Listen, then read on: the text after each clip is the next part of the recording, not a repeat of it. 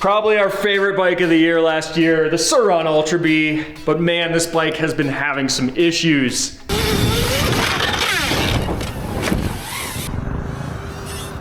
Gotta put those decals on there. Smart. You got it, Dustin. We've tried multiple chains, multiple sprockets, multiple chain guides, and we can't figure out why this bike keeps throwing the chain. But I think we found the culprit. It's that crack right there in the swing arm, causing this thing to flex a ton and then throw the chain. So we clearly need to put a new swing arm on the bike, but we're also gonna take the opportunity to throw some hot new parts on the Surron Ultra Bee, get this thing refreshed, and get back out on the trail on our favorite bike.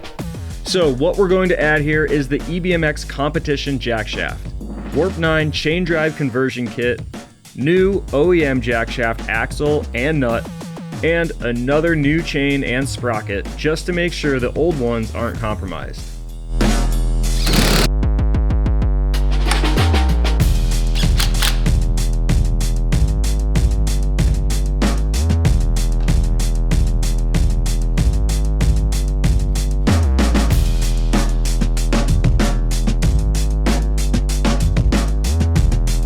All right, so the Ultra Bee is back up and running now. Let's get on this thing and make sure that everything that we did solved the problem.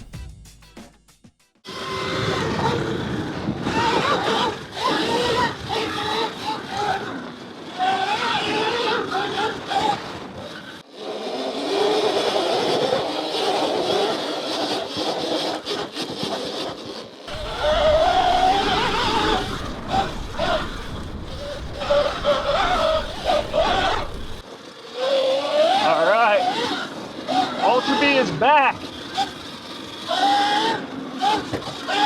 And it's louder, man. This chain drive definitely sounds different. I'm not gonna lie, the bike does feel like it's a little bit lower on power. I am running mooses and some gummy IRCs on this bike, but yeah, I do think that chain drive is just definitely adding some drag. But you really run the chain drive more for a reliability standpoint. It's definitely louder and gonna give you probably some more drag, but means no more strip belts, which is the point. Man, I miss this bike. This thing is such an animal.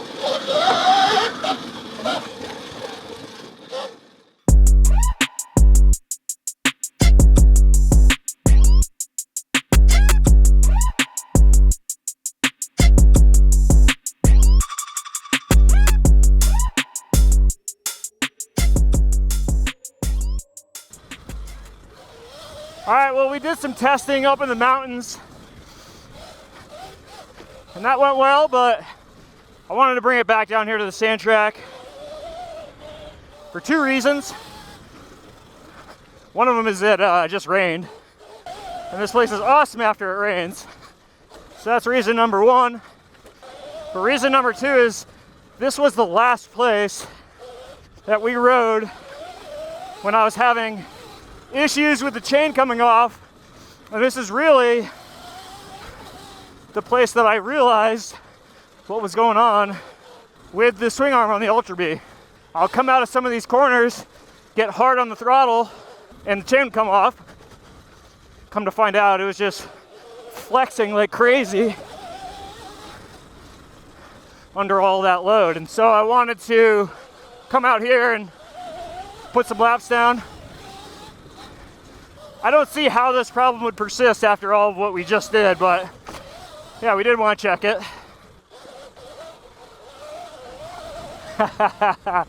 Oh man. So we're actually up here testing the Arctic Leopard XE Pro S also. So I just got done riding that bike. Man, it's fun riding a bigger bike out here right now. It's actually a third reason we're out here, and that's to find out if we want to keep running this chain drive or not. Because one thing I noticed in the mountains is, man, bike feels a bit down on power.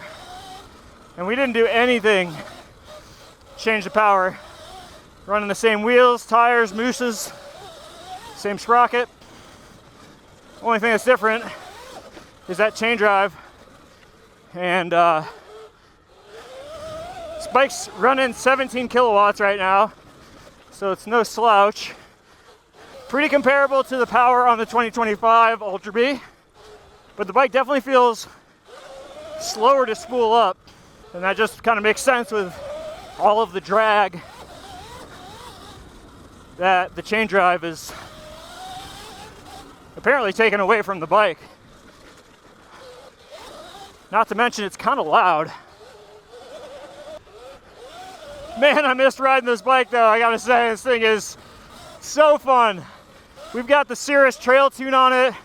We're running plushy mooses and gummy tires from TKO, which is really not what you'd want to be running in this type of terrain right now, but man, still so fun. I love this bike. I'm glad we got it back in action.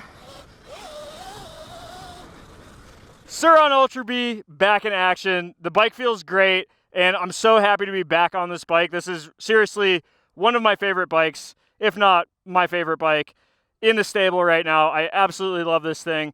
And I just want to be clear that this is not a knock on Surron.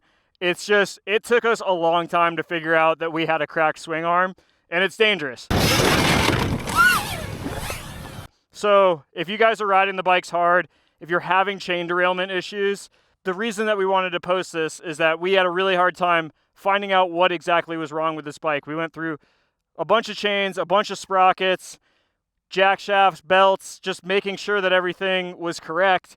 And there was just that hairline fracture in the swing arm that was causing everything. And if you're jumping this bike, if you're riding it hard, kind of like how we are, you know, that is a safety precaution. So it's something that we want to point out. If you're having the same issue, make sure you check that swing arm, because that could be the culprit. But doesn't scare us at all. We got a new swing arm. If we have to get more swing arms, we will, because this bike is too fun to not ride, and the mods are really good. In terms of what we would change from here on out, I don't think that the chain drive was the right move for us. I think that that is a part that if you're going out and you're really concerned about breaking a belt, sure, that's a good opportunity to run a chain drive on this bike. However, we never had any issues with the belts on this bike, even when you're running extra power. And so I think I'm going to swap this thing back to a belt drive. It just spools up quicker. It's got a freer feeling, so it can recover quicker. It's got more speed. It's got more pep, and it helps keep the bike nimble.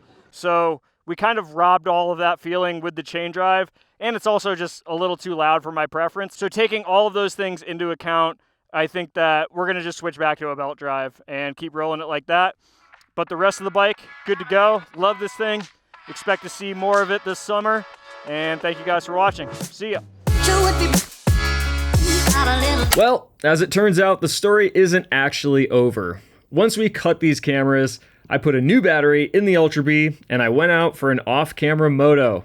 And I overheated the motor, enough to fry the temp sensor. So we'll see what we can do about that, and hopefully can get this bike dialed again and back out there. See you then.